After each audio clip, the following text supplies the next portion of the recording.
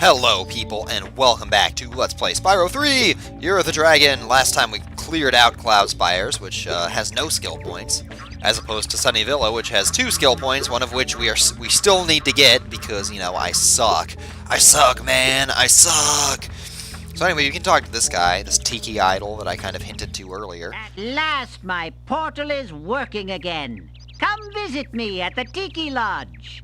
Okay, and now this place is, God, how do I explain this? We can't actually complete this level yet, because we need the help of a partner that we haven't unlocked yet, and you don't unlock him until you get to the second world. So what I'm going to do instead is, I'm just going to breeze through this level really quickly and only pick up like a couple of the eggs, and I'll get most of the gems, but I'll only pick up a couple of the eggs, like the main egg that you need to get to the end, and one of them that's on the way. Because the other two you get basically in pairs of 2. And you actually need this partner to get the skill point that's in this level, believe it or not. Don't forget this 10 gem over here, that's kind of important. I kind of like Molten Crater, actually. It's a nice, like, fiery, well, I mean, duh, it's fiery. It's not redundant at all. But this actually really reminds me of a level in Mega Man X4, which, for the longest time, was the only Mega Man game I had ever played in my life. But Magma Dragoon's level, for some reason, always reminded me of Molten Crater.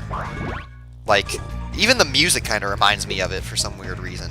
Like, the music in this world reminds me of the music in Molten Dragoons. And I know it doesn't really sound anything like it, it just does. It's like one of those weird associations that you have. And I think I might have mentioned this before, but like, sometimes when I, like, listen to music while I play video games, because I've played the video game so often, not even because I dislike the music or anything, it's just to do something different or try new music or whatever. But like, I form weird associations. Like, I remember playing Ratchet and Clank 2 and listening to all of the Dream Theater albums that I had bought at the time for like the first time ever. So now whenever I think of As I Am by Dream Theater, I think of the desert world in Ratchet and Clank 2, because that's what I was doing at the time. I was grinding all of the crystals in the desert to get the skill point that you get in that game for, well, collecting all of the crystals in the desert. And there's like 100 of them. So, like, and it works the other way too. So, like, whenever I think of the desert in Ratchet and Clank 2, I'm like, oh, As I Am, the song, the desert song. You know what I mean? Like, does that make any sense to anybody at all, or am I just crazy? So there's a gem over here. Now, what I won't do is that I kind of promised myself before I made this LP that this run is going to be totally glitchless, unless I, like, use save states to backtrack. Maybe that's what I'll do. I'll use save states to backtrack. So, I guess, actually, wow, yeah, I guess we can do that. So, or maybe, I don't know. Give me a minute to think about what I want to do here. Here, take this egg. They were giving them away at the Tiki Lodge last night. Oh, yeah? Okay. Curly. You know what? Actually, I changed my mind. We won't do it. We'll just do it later.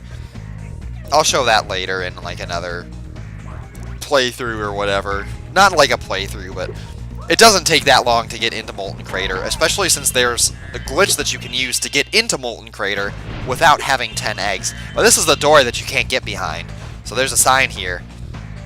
Note, Sergeant Bird is currently on an important mission to the inside of a cage. Tough luck, from Nidoqueen. So, yeah. This is, whenever you see, like, a bird cage type thing like this, that's something that Sergeant Bird will do. But the way that there is a way that you can get past this door without having Sergeant Bird.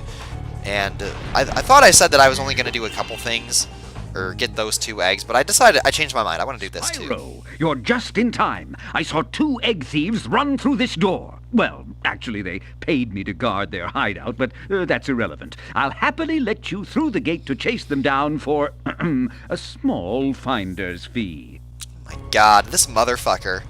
Okay, okay. Or get lost, loser. I love the dialogue options for moneybags in this game. They're just great. Yeah, okay. Thank you, Spyro, and best of luck catching those dastardly egg thieves. Now, as far as I know, there's not a way to get behind this door and into this loading zone. So you're pretty much stuck paying moneybags. But this is actually a place where you can get 2 more eggs and a skill point. So we'll talk to this guy, I guess. Are you the dragon looking for all those eggs? because I saw a shifty-looking character with one over there. Oh yeah? Tell me more. Well, yeah, like I said, there's a skill point here, too. And Molten Crater, like Sunny Villa, is actually a level where you can get 2 skill points. One of them we can't get now, though, because it's a skill point in Sergeant Bird's area. But the other one is like this right here. That's a skill point. Just breaking down this wall gives you a skill point. Like, some of the skill points in this game are just really kind of fucking dumb. And there are 20. And like I said, I never got all the skill points in this game before. And it was actually this level that made me realize that it was the second skill point here that you get in Sergeant Bird's little area. Because I was like, wait, I didn't even know this existed. And then I saw somebody do it online, and I was like, son of a bitch. I had no idea. And it's like not even a hard thing either. It's just something that I never thought to do when I was playing the game myself. So I guess I'll tell you more about that a little later, though. Anyway, so this is basically 2 thief chases. You can kind of try to get some of the gems here, too.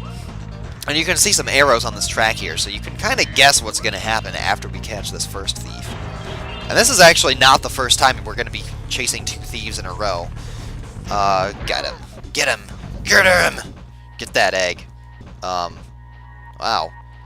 My game is, like, skipping in a really weird way. This is fucking dumb. My emulator's frozen! Oh no! What the fuck, man? What am I gonna do? Oh my god. Oh, okay, we're good now. Moira! We rescued Moira! Which is, oh man, brings back Bioshock Hey, memories. there goes another one. He was really fast. Maybe if I activate the supercharge, you'll be able to catch him. Yeah, if you haven't played Bioshock, when you first get to Rapture, there's a guy named Atlas who's like helping you through the world, and like he wants you to help him find his wife and kid, and he has like a dopey Irish accent, and his wife's name is Moira and his kid's name is Patrick, and it's like, good God, how Irish can you be? Anyway, I probably could have gotten that thief a lot faster if I weren't busy talking about like fucking Bioshock. Kermit. I actually have a grand uncle, I guess you would call him. I guess. Like my grandpa's brother, or my grandpa had a brother named Kermit. I'm pretty sure he's dead now, actually. He was another one of those Minnesotan Germans that I mentioned back in episode 2. Or maybe I mentioned that in the failed recording. I honestly can't remember now. All those 3 failed recordings I had are just all blurring together.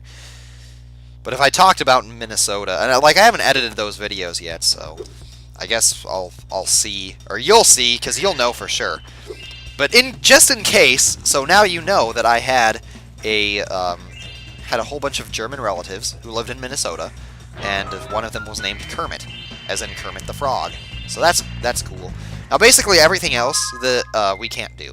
So we'll just leave here, and I guess we can get started on the next world, which unfortunately... Oh, you know what? No, I changed my mind. We're not going to do the next world, because the next world is really poopy and really long, and I just hate it a lot. It's called Seashell Shores, because, you know, like, she sells... Oh my god, I can't even. She sells seashells by the seashore. But that level takes for fucking ever, and I can't think of any good places to, like, break it up there. So we'll just do the Speedway instead. And the Speedways in this game are definitely a lot more, like, involved than Speedways in previous games, because there's actually 3 eggs that you can get in Speedways. So there's, like, the traditional time attack, there's a race you can do, and then there's, like, a challenge that's kind of like the secret orbs worked in Spyro 2. So we'll start with a time attack.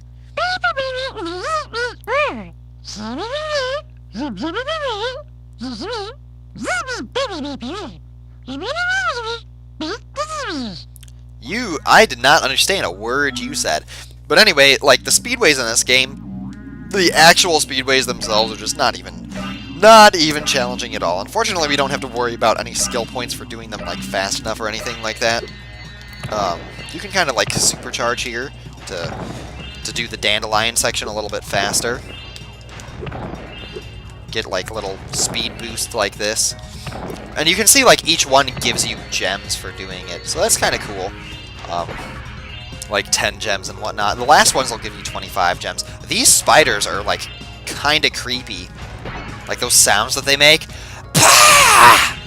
And then we're actually going to be fighting a giant one of these things later in one of the Sparks worlds. And we got to kill the butterflies too. Always go like, I like to go opposite of them just because like you definitely don't get as much control, but it's like, I don't know, it's just a lot more fun. It makes more sense to me. And you notice this time you got the timer ticking down and you don't get the extra time for each one. So the speedways do work a little bit differently, but I think they're okay. So that was easy, and if you get all 32 things and all 32 targets in one go, then you win! You get the egg. Your time, best time, new best time. That's it. And Sparks gives you the egg. The insects were so impressed with your flying skills, they awarded you this egg. Well, I'm glad that the insects like me. Sabina. Sabina the teenage witch, perhaps? Man, I was worried my game was going to start lagging there, too. Alright, so now, to do the secret orb thing, which I think I want to do first, all you gotta do is go back to the time attack, and this time the clock's counting up, because it's basically like a challenge for you to beat your old best time, which was like a minute for me. But now, all you have to do is find Hunter, and Hunter here is hiding by a mushroom. And sometimes, some places he's actually really hard to find.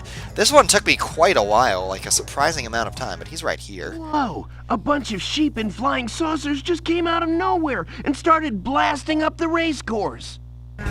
Yeah, let's do something about it! Looks like I'll have to hop in my plane and teach him some manners.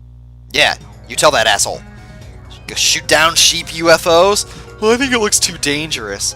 Go for it. Look out, sheep! Here I come! So this actually is, like, somewhat dangerous. So you can use X or square to, like, go faster. Or you can, like, machine guns. But they'll leave these, like, fucking yellow burst of shit around. And that will mess you up. Basically, if you touch one of the yellow things that they leave, they will, like, you'll die and you'll have to do the challenge over. So, you're like a one-hit point wonder here. Okay. Now this can take an embarrassing amount of time, and I really would rather not do this in fast forward. You can also destroy the dandelions here, which is funny.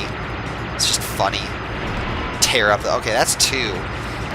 This is definitely like another one of those things. It's like, God, speedrunning this game, especially getting 100 eggs, or 100...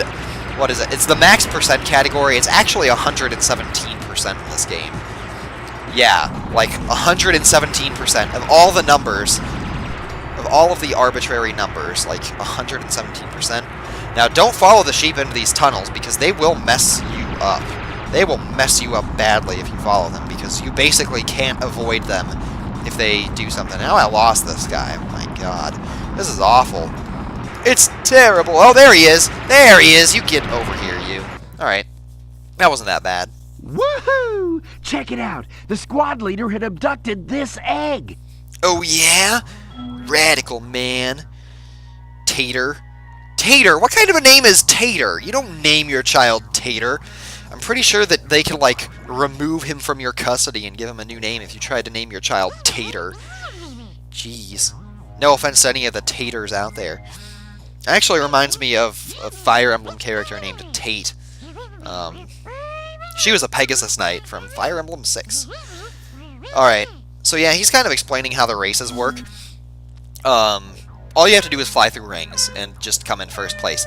Now, the thing is, like, races in this game are basically glitched. So that if you don't also beat your best time when you win the race, you won't get the egg.